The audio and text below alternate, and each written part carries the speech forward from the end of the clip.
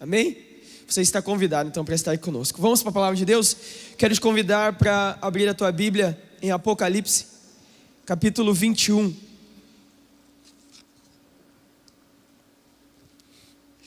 Tá eu em Apocalipse de novo.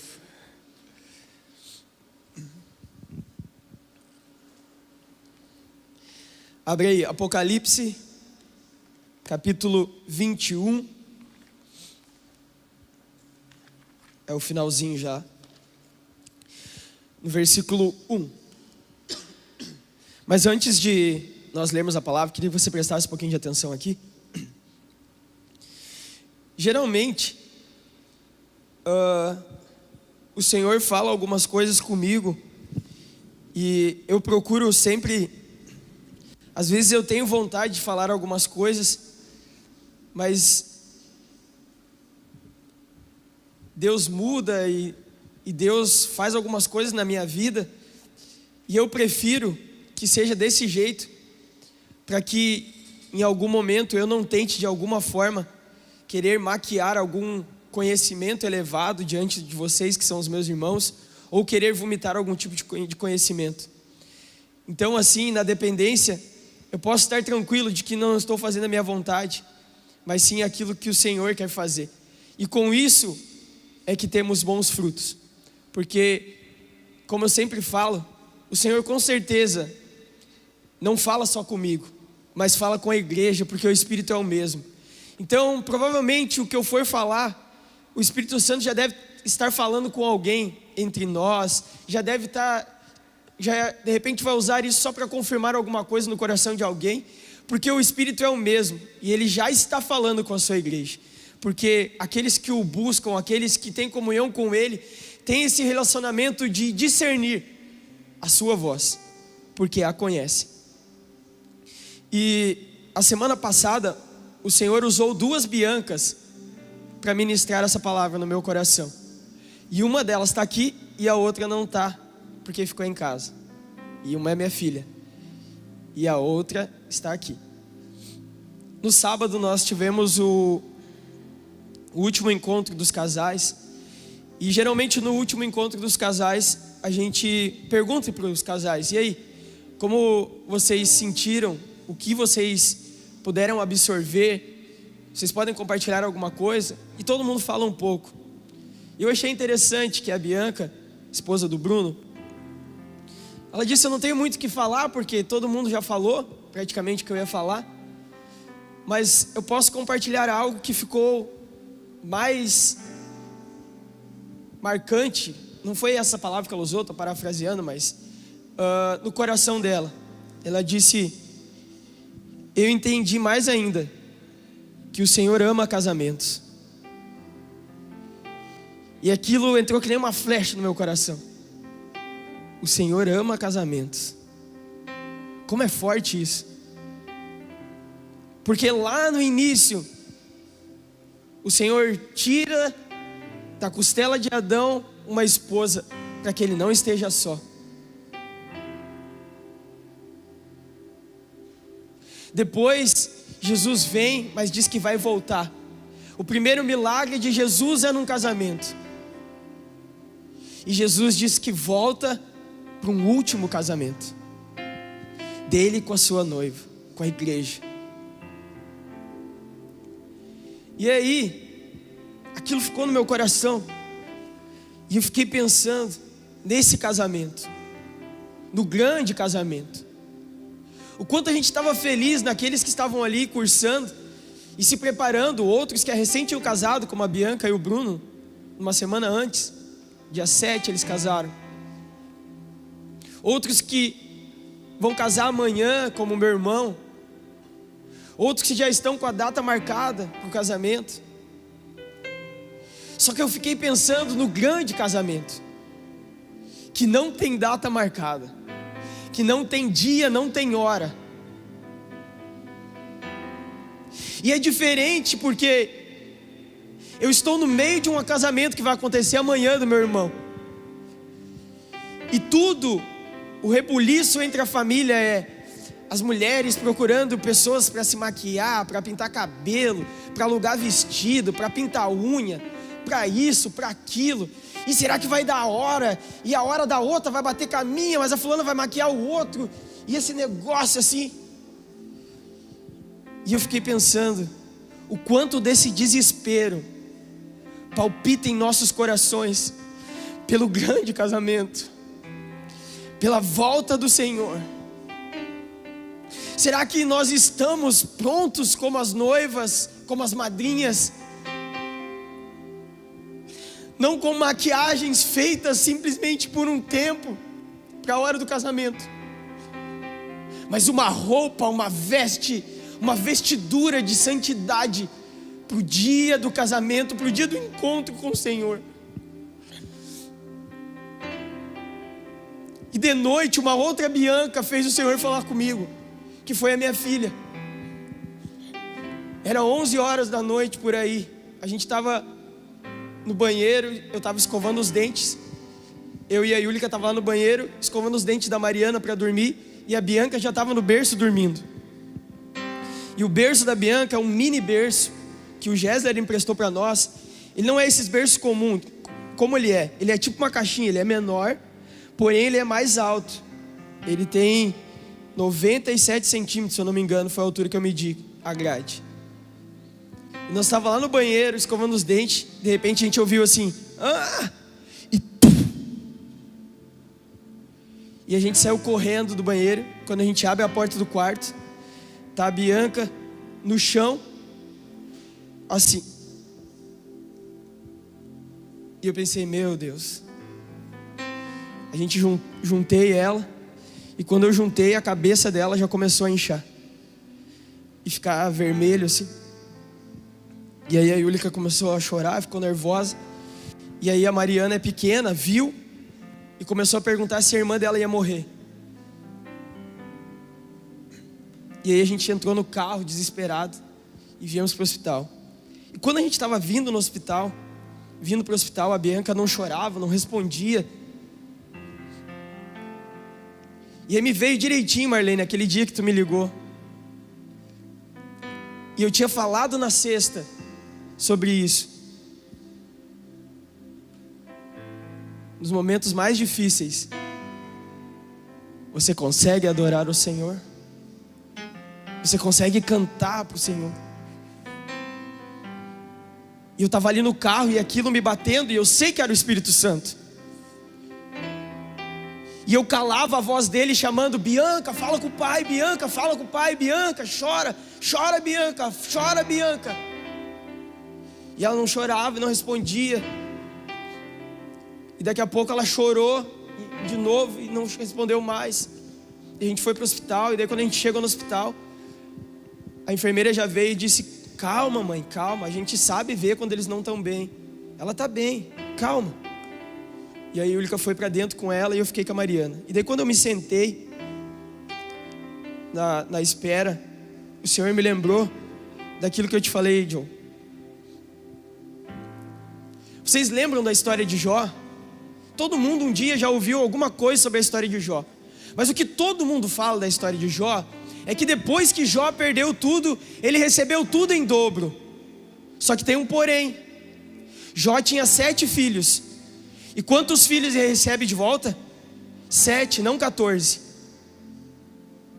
Porque os outros 7 ainda eram seus filhos. Por mais que estavam mortos, já estavam em uma eternidade. Continuavam sendo seus filhos. E o Senhor me lembrou disso lá sentado. E se eu levasse a tua filha?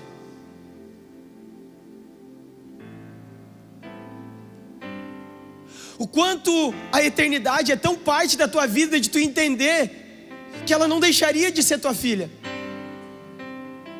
Porque tu te diz um cidadão do reino de Deus. Se tu faz parte desse reino, ele também é teu, portanto é somente uma cidade diferente. Mas ela continua sendo a tua filha, ela continua sendo a Bianca.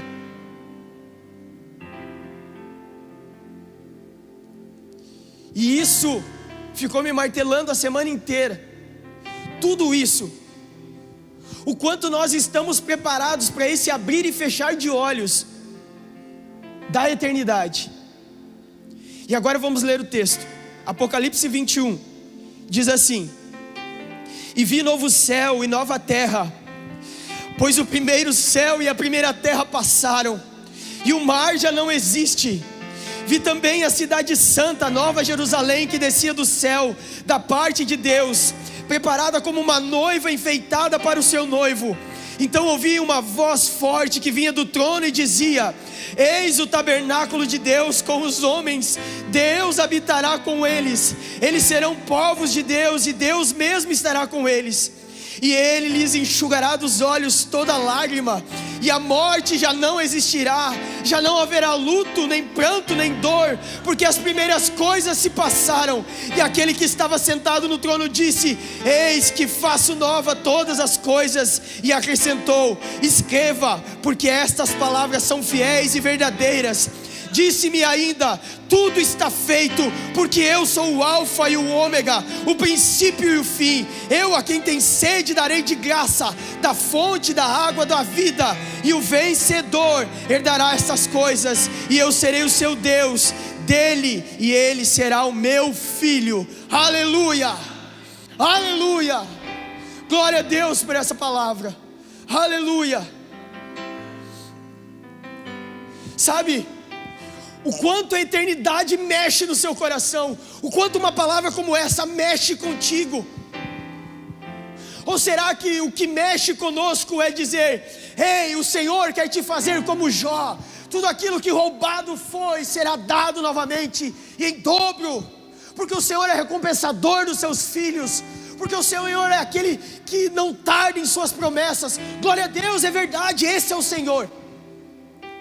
Mas esse Senhor também é aquele que muitas vezes nos dá provações, porque o Senhor, Ele prova os seus filhos para conhecer o coração dos seus. Nós queremos muitas vezes o que o Senhor pode nos dar, mas não queremos o Senhor da bênção, o Senhor que quer moldar e forjar o caráter de um filho verdadeiro. Sabe, nos anos 90, quando se falava em eternidade, o coração palpitava, quase só o que se pregava era sobre a eternidade. Eu me converti em 2004 e ainda peguei um pedacinho disso. Os louvores aonde eu frequentava era quase só falando do céu. Era então se verá a vinda do Filho do Homem, do ocidente ao oriente verão seus olhos. As músicas eram assim, tudo era em torno de uma eternidade. Mas nos anos 70 começa nos Estados Unidos uma teologia chamada teologia da prosperidade.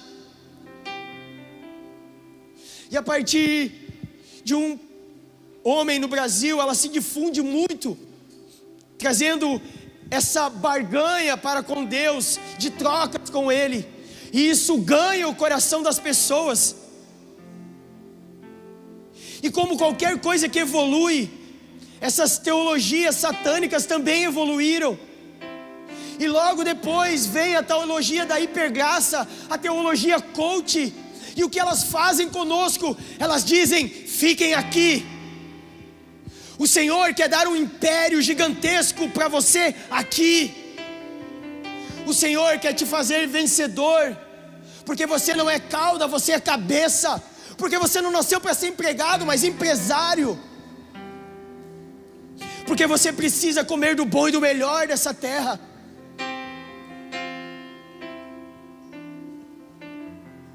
O que Paulo diria diante dessas coisas?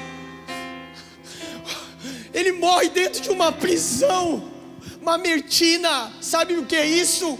Um buraco dentro da terra. Sabe por como? Abandonado por todos seus amigos, porque ele diz: no meu último julgamento todos me abandonaram, menos Cristo.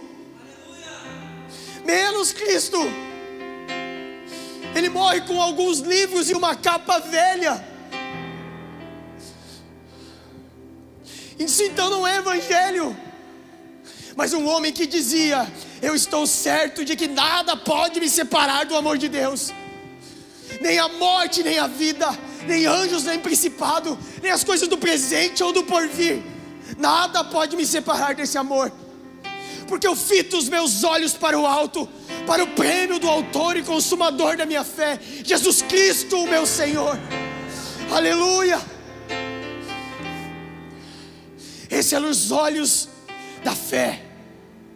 Esses eram os olhos de alguém forjado por Cristo, alguém ferido pelas chagas desse mundo, mas de que em nenhum momento titubeou a sua fé, porque estava certo em quem cria. E as teologias vêm para distorcer o Evangelho e trazer algo barato e tirar os nossos olhos que deveriam estar fitos para a eternidade e colocar nesta terra. E com isso o Evangelho se distorce, porque nós ficamos totalmente colados nas circunstâncias que são atemporais, que mudam, porque nós estamos aqui. Porque hoje podemos ter bastante dinheiro e amanhã podemos não ter. Porque hoje podemos estar muito bem de saúde e amanhã muito mal de saúde. Mas Paulo diz em Filipenses capítulo 4: eu aprendi a viver em todo o tempo. Eu aprendi a viver na fartura, mas também aprendi a viver sem nada. Eu posso ter de tudo. Eu posso abrir a minha despensa e estar cheia, posso abrir a minha despensa e estar vazia, mas estou bem certo de que nada pode me separar desse amor. Será que nós conseguimos? Porque pregações desse tipo não tem mais graça. Pregações desse tipo não dão like, não dão compartilhamentos. Porque eternidade paga as minhas contas? Não. Mas eternidade te tira do inferno. Porque gostando ou não, todos somos eternos. Todos somos eternos. Ou para passar uma eternidade com Cristo, ou uma eternidade no inferno, porque o inferno é real. Porque o salário do pecado é a morte.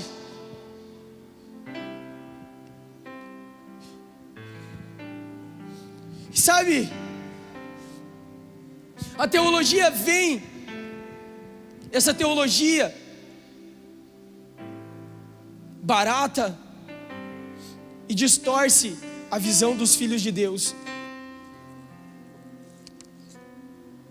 E com isso permite a sutileza e as artimanhas de Satanás para nos trazer o conforto e o bem-estar e nos tirar dos lugares de abrir mão, de fazer pelo outro, de sair do conforto.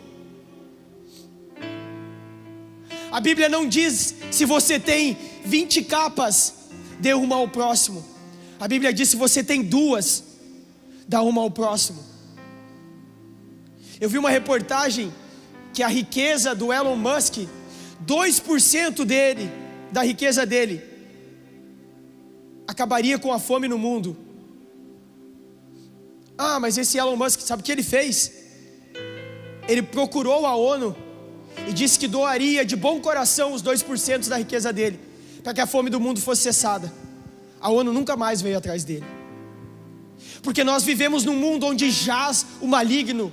A fome não vai acabar, as dores não vão acabar, catástrofes, desastres não vão acabar, porque nós estamos num mundo corrompido pelo pecado. Mas nós podemos, com os nossos olhos fitos ao alto, carregar atrás de nós uma multidão, como o Senhor nos ensinou em Mateus, no capítulo 28, a irmos despidos do nosso conforto, do nosso bem-estar, da nossa própria vontade, fazendo a vontade do Pai, pregando a toda e qualquer criatura, a todos os povos, línguas, tribos e nações, pregando a boa notícia do Evangelho, porque Ele disse que ao fazermos isso, Ele estaria conosco todos os dias.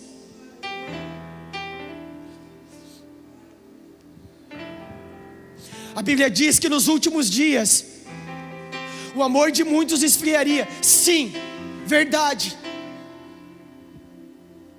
Mas isso não pode ser uma bengala para nos acomodarmos, porque na minha concepção, à medida que o amor de muitos esfria, o amor de outros superaquece. Aqueles que são filhos, o amor e a chama do Espírito Santo os incendeia a viver ainda mais despidos da sua própria vida. Muito obrigado, Diva. Despidos da sua própria vida,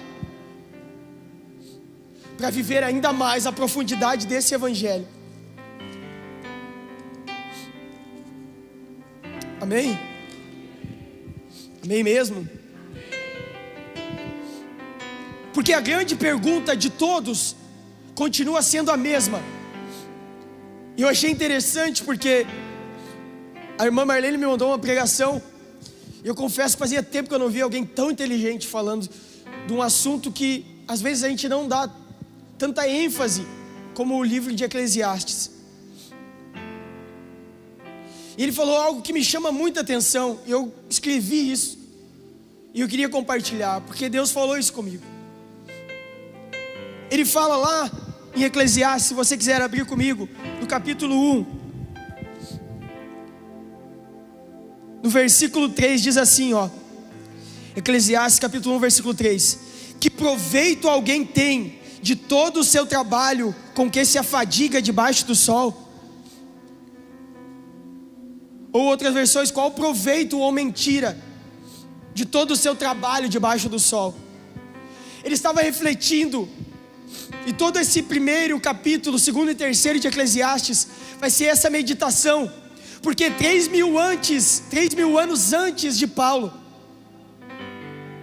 o autor do livro já se fazia a mesma pergunta, e que eu tenho certeza que você já se fez, que eu também já me fiz, que todo e qualquer ser humano já fez: qual o sentido da vida? Será que a vida é só isso? Acordar de manhã, trabalhar, gastar o dia no trabalho, volta para casa. Alguns só tomam banho, correm de volta para a faculdade, se formam, fazem uma família, outros não. E aí, esse é o sentido da vida. E o autor diz que ele chegou lá. Vamos comparar para os nossos dias, seria tipo, ele fez faculdade, ele teve todo o dinheiro, ele se tornou o dono de uma das maiores empresas, e quando ele chegou lá, ele disse: tudo é vaidade. E quantas pessoas que nós vemos entrevistas, ou já conversamos, ou ouvimos podcasts, YouTube, tudo, pessoas que são multimilionárias, e às vezes se suicidam, e às vezes têm uma vida totalmente desgraçada, porque, e ainda continuam com a mesma pergunta: qual o sentido da vida? Cheguei lá e não encontrei. Mas eu acho interessante, porque 3.000 anos depois, Paulo está no Areópago, em Atenas, em Atos 17, a partir do versículo 11 você vê essa história. E lá era um lugar onde tinha uma multidão de deuses, e tinha um lugar que tinha uma placa que dizia: ao Deus desconhecido.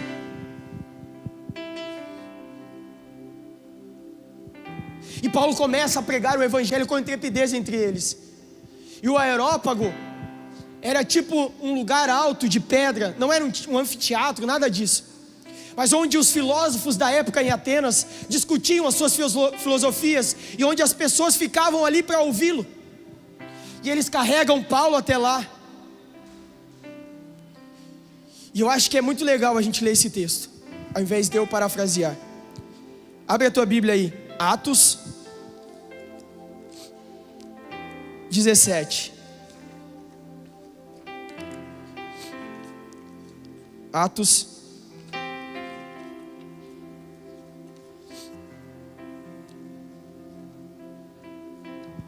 17, 22.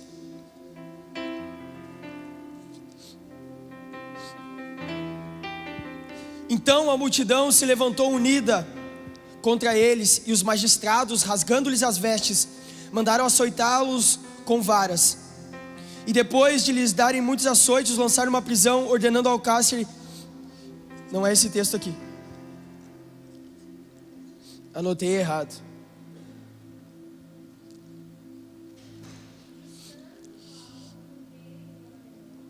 Isso, qual é o versículo? 22. Claro, é que eu anotei certo, mas abri minha Bíblia em Atos 16 e comecei a ler o 22 de Atos 16. Está aqui. Desculpa.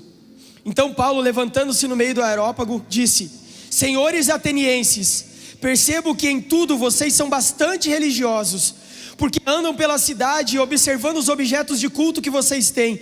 Encontrei também um altar no qual aparece a seguinte inscrição: ao Deus desconhecido. Pois esse que vocês adoram sem conhecer é precisamente aquele que eu lhes anuncio, o Deus que fez o mundo e tudo o que nele existe, sendo ele Senhor do céu e da terra. Não habita em santuários feitos por mãos humanas, nem é servido por mãos humanas, como se de alguma coisa precisasse, pois ele mesmo é quem a todos dá vida, respiração e tudo mais. De um só homem fez todas as nações da humanidade, para habitarem sobre toda a face da terra, havendo fixado os tempos previamente estabelecidos, os limites da sua habitação. E o 28: pois nele vivemos, nos movemos e existimos, como alguns dos poetas de vocês disseram, porque dele também somos geração. Aleluia, aleluia. Paulo usa o contexto da cidade, da adoração deles, de um altar feito por eles, para pregar o Deus desconhecido por eles, o verdadeiro Deus.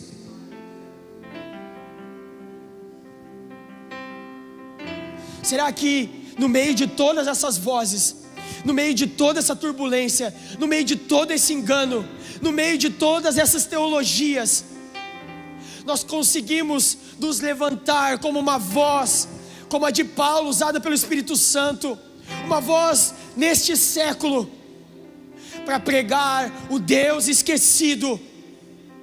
Já diria Francis Chan, o Espírito Santo.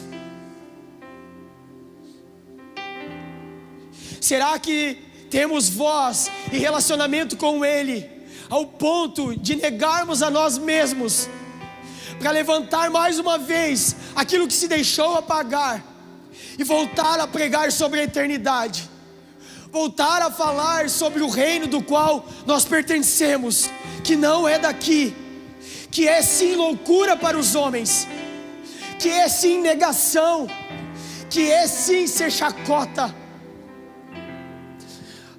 Sabe, para pensar. O Filho de Deus vem para cá, ao ponto de ser cuspido no rosto. Sabe, será que o Filho de Deus vem a este lugar, pisa aqui, deixa-se ser cuspido no rosto? Porque a Bíblia diz que ele, em posição de homem, não teve por usurpação ser igual a Deus, e em tudo sofreu calado como uma ovelha, indo para o seu matadouro. Será que o sentido da vida é esse mesmo? Trabalhar, trabalhar, trabalhar, fazer um financiamento da Caixa,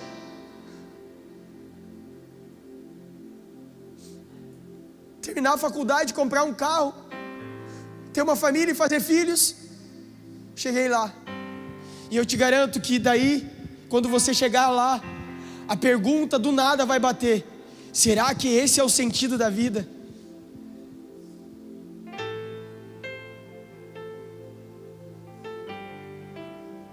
Se nós não estivermos com os nossos olhos fitos na eternidade, no reino do qual nós pertencemos e passamos quando aceitamos a Cristo, de ao ponto de sermos chamados seus filhos, e agora entender que temos uma missão que muitos não vão entender, é real, muitos não vão entender, às vezes a nossa família não vai entender, mas o Senhor, provavelmente o Espírito Santo já deve estar batendo no nosso coração. Sabe por quê? É bonito dizer que a Bíblia fala: eis que estou à porta e bato, lá em Apocalipse capítulo 4, sim, ele diz: se você abrir a porta, entrarei e cearei contigo, sim. Mas tem uma coisa: ele vai entrar para cear em uma casa que preparou a mesa para ele, que está só esperando ele bater na porta. Isso aqui para mim já é um prenúncio da sua volta do casamento, daqueles que estão preparando a sua casa, que é o nosso ser, que somos eu e você, sua igreja, para que naquele dia, quando ele voltar e ele bater na porta, nós podemos abrir a porta. Senhor, te aguardávamos com expectativa em nossos corações, com fogo nos olhos, com desespero pela sua volta. Será? Não precisa me responder. Que em algum dia nós já nos desesperamos pela volta de Cristo, como nos desesperamos quando perdemos o emprego, quando não temos dinheiro para pagar a conta de luz, de água, comprar o gás, comprar o rancho, comprar roupa, trazer algo para dentro de casa, colocar gasolina. Será que nós nos desesperamos pela sua vinda? Será que isso aquece o nosso coração? Ou a eternidade? Sabe-se lá quanto tempo se fala na sua volta? Meus bisavós, tataravós já falavam sobre isso e ainda não voltou. Mas o dia pode ser hoje, porque o Senhor pode voltar para algum de nós nessa noite. Como assim? Nessa noite algum de nós pode morrer.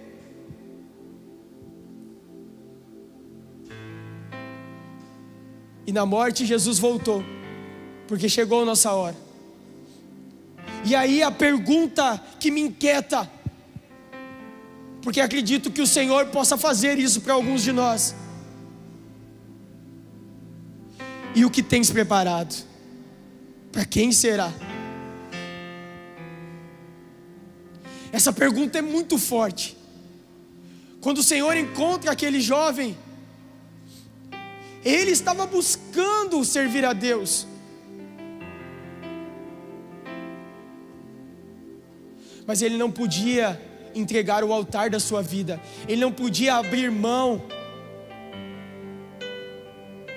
de algo que era a garantia da sua vida. Será que nós temos coragem de abandonar aquilo que nos prende, entregar de bom grado ao Senhor? E aqui eu estou falando de coisas lícitas, porque isso para mim veio muito forte naquela noite lá no hospital. O Senhor falou muito forte ao meu coração isso. E se eu levasse ela, Raul, como seria? Como seria? Aonde de verdade está o teu coração, Raul? E eu gostaria que você se perguntasse nessa noite: onde de verdade está o nosso coração? Onde de verdade eu tenho esperança? Porque eu levanto todas as manhãs? O que realmente me traz alegria? A pergunta de qual o sentido da vida já faz sentido para mim, ou ainda me pergunto de vez em quando? Já encontramos o sentido para a nossa vida? Jesus respondeu essa pergunta. Jesus preencheu essas lacunas. Eu queria te convidar para ficar de pé. Eu não vou inventar nada além do que aquilo que Deus colocou no meu coração.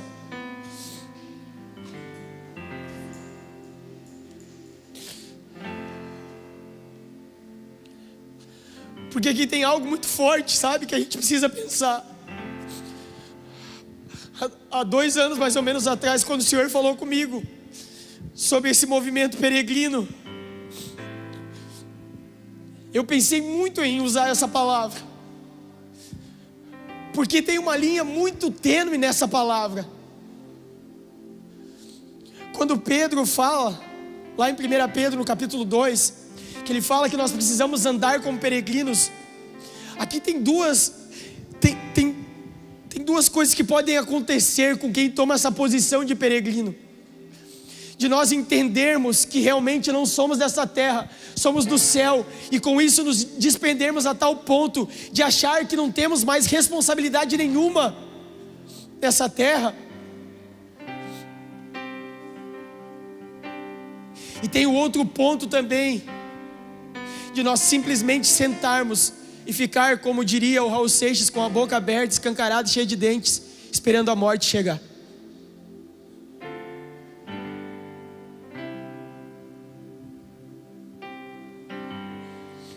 Sim, nós aguardamos a eternidade, nós aguardamos esse dia, mas até que ele chegue, como peregrinos, nós trabalhamos incessantemente pelo reino.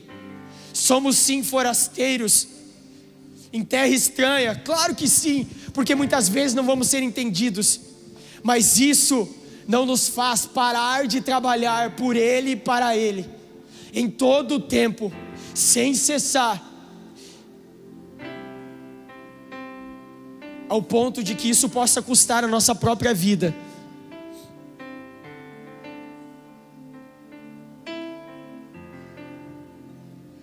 Porque é bem sério. Diferente de outros meios culturais, porque de alguns anos para cá, muitas igrejas têm se transformado simplesmente em ambientes culturais.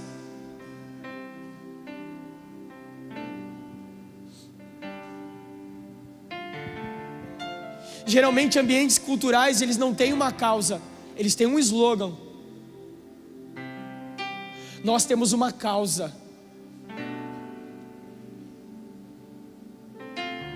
E com certeza o que o Espírito Santo quer de nós é que nós entendamos a causa a tal ponto de dizer que encontramos algo para morrer. Encontramos uma causa para entregar as nossas próprias vidas, entregar tudo em suas mãos, ao ponto de Hebreus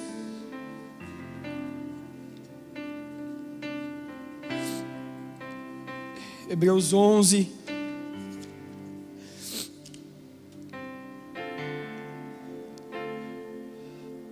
Hebreus 11 fala dos heróis da fé, e no 13 diz assim: todos estes morreram na fé, não obtiveram as promessas, mas viram-nas de longe, saudaram-na e confessaram que eram estrangeiros e peregrinos na terra. Porque os que falam desse modo manifestam estar procurando uma outra pátria, e se na verdade se lembrassem daquela de onde saíram, teriam oportunidade de voltar, mas agora desejam uma pátria superior, isto é, celestial. Por isso Deus não se envergonha deles, de ser chamado o seu Deus, porque Ele preparou uma cidade. E nesse texto também diz assim, que o Senhor os chamou, sabe por quê? Isso é muito forte, porque a terra não era digna de que eles pisassem aqui. A terra não era digna desses peregrinos, e o Senhor os tomou para Ele. Aleluia, aleluia. Isso precisava incendiar os nossos corações, sabe, ao ponto de sermos tão desprendidos dessa vida, de que o Senhor olhasse e orgulhasse-se de dizer que somos seus filhos, e tivesse prazer em tomar nós para Ele, dizendo, porque esse mundo não é digno de que eles continuem nessa terra.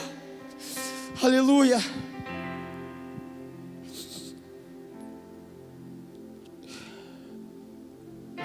Eu escrevi só mais uma frase, que eu não sei onde que eu ouvi, mas que diz assim: contentamento não é sentimento, mas uma escolha do coração. Porque Paulo decidiu isso. Filipenses 4:11 que eu falei. Ele decidiu estar contente em todas as circunstâncias, porque sabia que são atemporais. Então o contentamento em nossas vidas é uma escolha de ou viver reclamando, ou viver satisfeito, no tempo bom ou no tempo ruim. Amém, gente? Amém mesmo, de verdade. Aleluia. Eu desejo que essa palavra fique martelando em nossos corações, para que possamos viver de verdade, desesperados pela vinda de Jesus, porque eu estou desesperado pela volta do meu Senhor. Eu anseio isso mais do que a minha própria vida.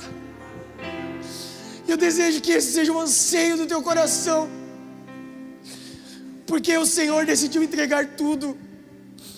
Eu queria te convidar a fechar os teus olhos, e de olhos fechados eu queria que você não orasse ainda, mas você ouvisse esse último texto que eu quero ler. De olhos fechados, você meditasse nisso.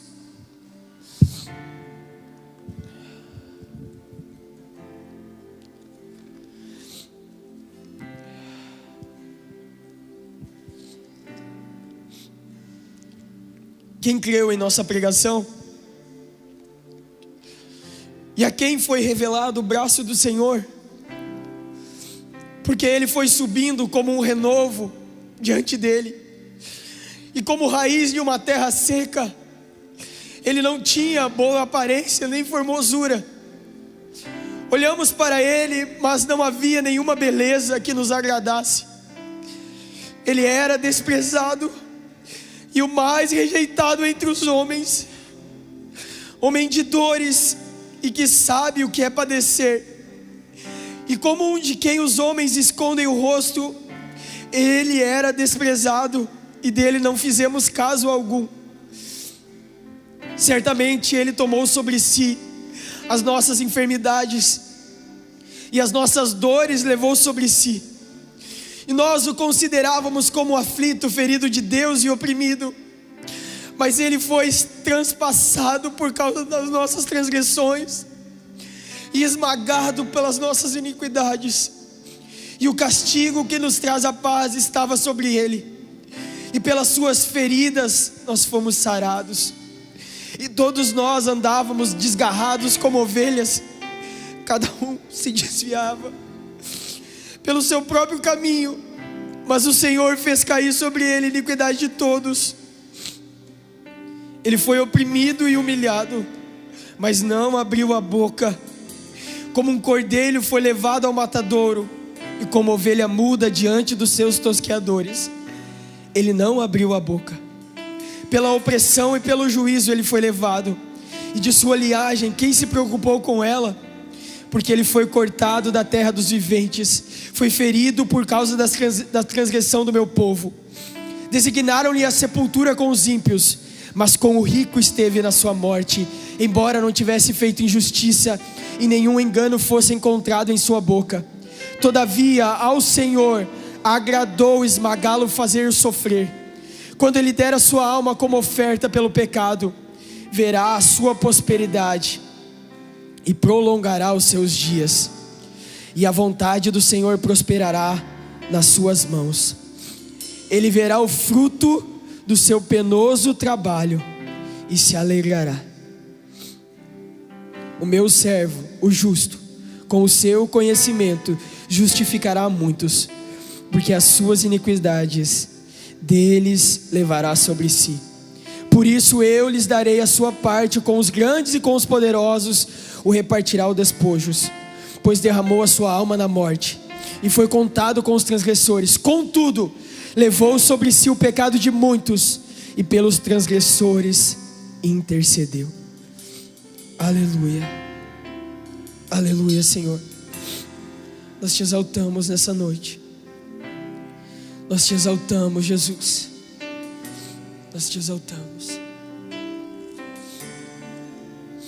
Essa é a profecia de Isaías. E eu acho interessante a forma que o Alessandro Vilas Boas canta o que acontece no dia em que o véu se rasga. Ele diz: mas o Espírito desceu e chamou o meu amado da morte. O Espírito desceu e chamou o meu amado da morte. E desde então o sol agora brilha. O sol brilha mais forte. Ele ressuscitou. Ele ressuscitou. O sol brilha mais forte que a morte. Ele ressuscitou. Ele ressuscitou. Jesus, nós te adoramos essa noite, Senhor. Senhor, eu oro por cada um que está aqui, Senhor. Tu preparou esse dia, essa hora e essa palavra aos nossos corações, para nos despertar para a eternidade, para nos despertar que Tu ama casamentos e que Tu quer despertar em nós um desejo gigante pelo dia do casamento contigo, Jesus, pelo dia que Tu vai voltar, pelo dia em que todo o joelho de todas as tribos, línguas, raças e nações se prostrarão diante da Tua majestade e declararão diante do Teu trono: Santo, Santo, Santo, Santo, Santo, Santo, Santo, Santo, Santo. Aleluia, Senhor. Nós não sabemos o que os anjos, o que os anciãos veem diante do trono, mas tudo que eles podem dizer é Santo, Santo, Santo. E nesse grande dia nós o veremos face a face. Aleluia. Nós te veremos face a face. Aleluia. Senhor, que nós possamos voltar a pregar sobre o céu. Não importa se hajam likes, não importa se hajam compartilhamentos, mas que nós possamos voltar a pregar sobre nossas origens. Nós somos peregrinos forasteiros. O nosso reino não está aqui, está contigo. Eu te peço, Senhor, desperta em meus irmãos uma vida disposta a viver como peregrinos, dispostos a entregar a sua própria vida a Ti, Senhor, dispostos a repartir o pouco que tem ou muito que tem. Tu sabe onde está o coração de cada um de nós. Se está no lugar errado, Senhor, muda os nossos corações. Muda os nossos corações. Eu quero te convidar a orar mais um pouco. Enquanto cantamos, ore mais um pouco. Abra o teu coração na presença do Senhor. Se você se sentir à vontade de vir aqui na frente, está tudo bem, pode vir. Se você não quiser, está tudo bem também. Se você quiser sentar, se ajoelhar no teu lugar, da forma que você se sentir à vontade. Mas enquanto cantamos, não cante. Ore, medite na tua vida. Entregue-se ao Senhor. Não importa se essa semana não foi boa, o Senhor está olhando agora. O Senhor está olhando a tua posição diante dEle. Vamos fazer isso. Eu te convido, você na tua casa, faça isso também. Se ajoelhe, se sente no sofá. Faça da forma que você puder. Se você está doente, está acamado, faça isso também. O Senhor quer te curar, Ele levou sobre Ele as tuas enfermidades. Mas não deixe essa oportunidade passar, porque para alguns de nós pode ser a última chance, pode ser o último dia.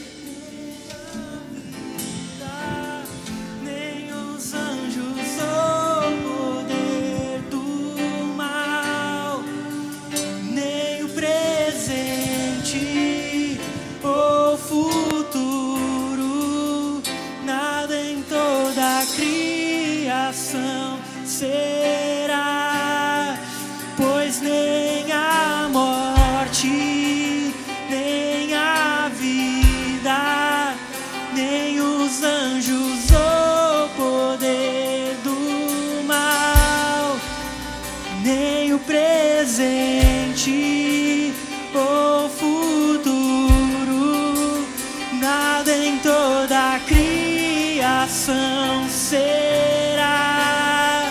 capaz de me afastar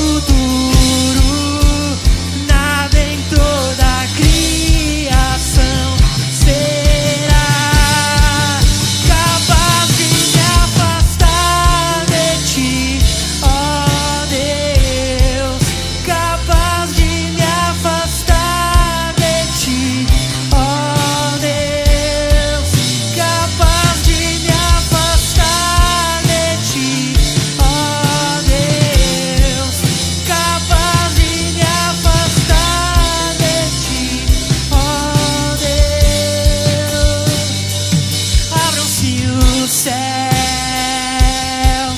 vem triunfando sobre tudo que há.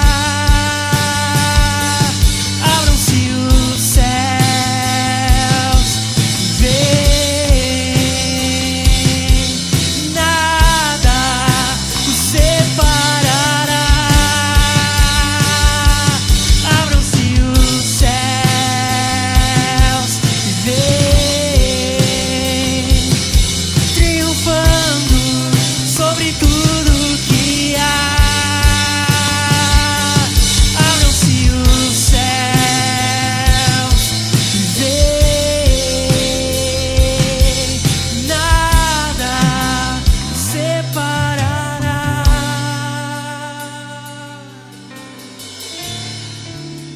Será que você pode levantar as tuas mãos e dizer isso mais uma vez? Abram-se os céus, Jesus, e vem triunfando, porque na sua coxa está escrito: Rei dos Reis e Senhor dos Senhores. Rei dos Reis e Senhor dos Senhores. Abram-se os céus, Jesus. Abram-se os céus. Cante. Nada separará. Abram-se os céus e vem triunfando sobre tudo que há. Abram-se os céus e vem, nada nos separará. Abram-se os céus e vem. Cante. Abram-se os céus e vem. Nada separará. Pois nem a morte, Pois nem a morte, nem a vida, nem os anjos ou poder do mal, nem o presente ou futuro, nada em toda a criação será capaz de me afastar de ti, ó Deus, capaz de me afastar de ti, ó Deus, capaz de me afastar de ti, ó Deus, capaz de me afastar de ti, ó Deus. nós te exaltamos, Espírito Santo. Obrigado pela tua presença. Obrigado, Espírito Santo. Nós te amamos, nós te desejamos. Nós ansiamos por ti, Espírito Santo. Toca na vida dos meus irmãos que não podem estar aqui. Toca na vida daqueles que têm escolhido não estar aqui, para que eles possam a partir de hoje estar na comunhão dos irmãos. Eu clamo por isso. Toca os meus irmãos que estão assistindo, que estão em leitos de hospitais. Receba a cura agora em nome de Jesus. Levanta-te e anda assim, diz o Senhor. Levanta do teu leito. Tenha fé, o Senhor quer curar, restaurar a tua vida. Creia nisso. Se você está no hospital, se você está em casa, receba a cura em nome de Jesus. O Senhor não mudou, Ele continua sendo o mesmo.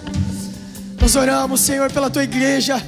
Nós oramos pelos últimos dias da tua igreja.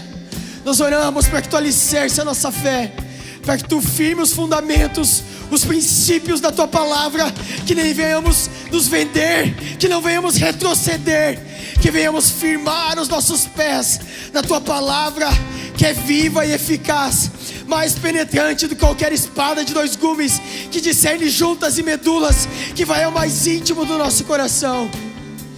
Produza vida nessa palavra, Senhor, em nome de Jesus, em nome de Jesus, amém.